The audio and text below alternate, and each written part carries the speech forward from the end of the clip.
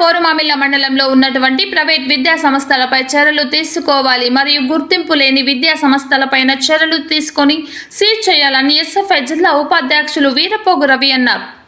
బుధవారం పోరుమామిళ్ల మండలంలోని అంబేద్కర్ భవనంలో విలేకరుల సమావేశంలో వారు మాట్లాడుతూ పోరుమామిళ్ల మండలంలో ఉన్నటువంటి ప్రైవేట్ విద్యా సంస్థలు ఇష్టానుసారంగా ఫీజులు వసూలు చేస్తూ బుక్స్ రూపంలో వేల రూపాయలు దోపిడీ చేస్తున్నారని, అలాగే గుర్తింపు లేని విద్యా సంస్థలు నడుపుతూ మరియు విద్యార్థుల జీవితాలతో చెలగాటమాడుతున్నారని వారు అన్నారు.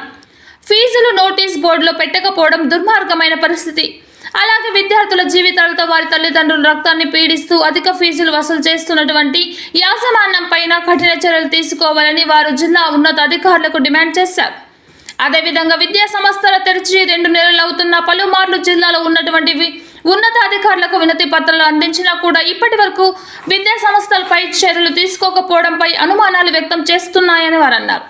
ఇప్పటికైనా ఏవైతే అధిక ఫీజులు వసూలు చేసినటువంటి విద్యా సంస్థలు మరియు గుర్తింపులోని విద్యా సంస్థలపై చర్యలు తీసుకోకపోతే ఎస్ఎఫ్ఐ మండలం మరియు జిల్లా కమిటీ ఆధ్వర్యంలో ఏ విద్యా సంస్థలు అయితే అధికంగా ఫీజులు వసూలు చేస్తున్నారో ఆ విద్యా సంస్థల ఎదుట పెద్ద ఎత్తున ఆందోళన చేపడతామని హెచ్చరించారు. ఈ కార్యక్రమంలో ఎస్ఎఫ్ఐ మండల ఉపాధ్యక్షులు వంశీ, మండల నాయకులు కిషోర్, కిరణ్ తదితరులు పాల్గొన్నారు.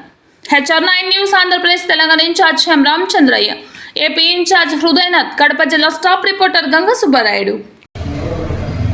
ఈరోజు భారత విద్యార్థి ఫెడరేషన్ ఎస్ఎఫ్ఐ ఆధ్వర్యంలో పోరుమామిళ్ల మండలంలో ఉన్నటువంటి అంబేద్కర్ భవనం మీడియా సమావేశంలో ఈరోజు ముఖ్యంగా కావాల్సిన కారణం ఏంటంటే ఈరోజు కడప జిల్లా వ్యాప్తంగా మరియు ముఖ్యంగా పోరుమామిళ్ల మండలంలో ఉన్నటువంటి ప్రైవేట్ విద్యా సంస్థలపైన చర్యలు తీసుకోవాలని మేము ఎస్ఎఫ్ఐగా డిమాండ్ చేస్తున్నాము. దీనికి కారణం ఏంటంటే ఇక్కడ ఉన్నటువంటి విద్యా సంస్థలు మధ్యలో అయితేనేమి, తర్వాత పూర్వంలో అయితేనేమి, తర్వాత కలసపడి అయితేనేమి ఉన్నటువంటి డివిజన్ పరిధిలో ఉన్నటువంటి అన్ని ప్రైవేట్ విద్యా సంస్థలు అధికంగా ఫీజులు వసూలు చేస్తూ విద్యార్థుల ప్రాణాలతో చల్లబడినటువంటి సమస్యలపై మేము ఎస్ఎఫ్ఐగా ఖండిస్తున్నాము. అదేవిధంగా ఈరోజు బుక్స్ విషయానికి వస్తే కనీసం 4th, 5th క్లాస్ నుంచి కూడా కనీసం వాళ్ళు పుస్తకాలు 9,000 నుంచి 10,000 తీసుకుంటున్నారు.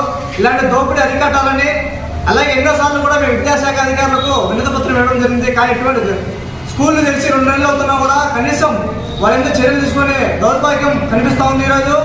ఇలాగే ఉంటే అదే ముఖ్యంగా తెలియజేసేది ఏమిటంటే మన పోరుమాల్లో మరియు మధ్యలో ఉన్నటువంటి కల్సపాల్లో ఉన్నటువంటి విద్యా సంస్థలపైన ప్రైవేట్ విద్యా సంస్థలు ఏవైతే విద్యార్థులకు నోటీసులు ఫీజుల నోటీసు బోర్డులో ఉంచాలని, లేని పక్షంలో ప్రతి ఒక్క స్కూల్ కూడా మేము విజిట్ చేసి విద్యార్థుల దగ్గరికి వెళ్ళి వాళ్ళ పేరెంట్స్తో మాట్లాడి ఎంతో ఫీజులు వస్తుందో సర్వే చేస్తాము.